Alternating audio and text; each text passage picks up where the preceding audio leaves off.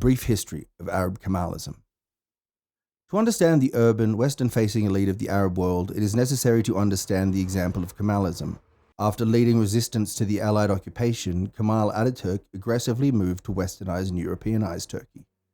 Drawing on the Enlightenment-born nationalist ideologies that had been mobilized against the Ottomans themselves by Serbs and others, and against backwards religious authorities all across Europe, these changes included switching from an Arabic script for writing Turkish to a Latin one. Secularism in the Arab world, following this example, is a primarily right-wing nationalist phenomenon.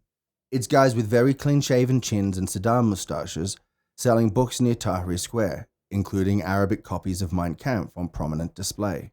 This reform effort was, as many have pointed out, superficial in its focus but profound in its brutality.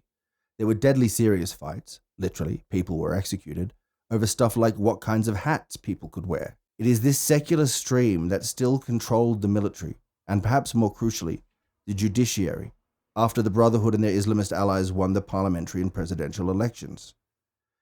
The liberal seculars, like Alaa Abdel Fattah, who was recently pardoned and released from prison after 6 years, are a minority within this minority, and a tiny one.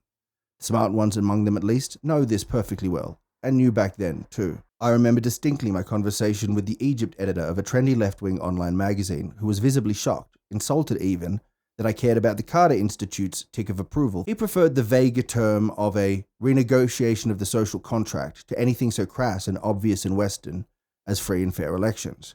As Norman Finkelstein said closer to the time, it was a question of whether or not you respected 1, the principles of democracy, and 2, the votes of poor Muslim people. Many Egyptian seculars did not.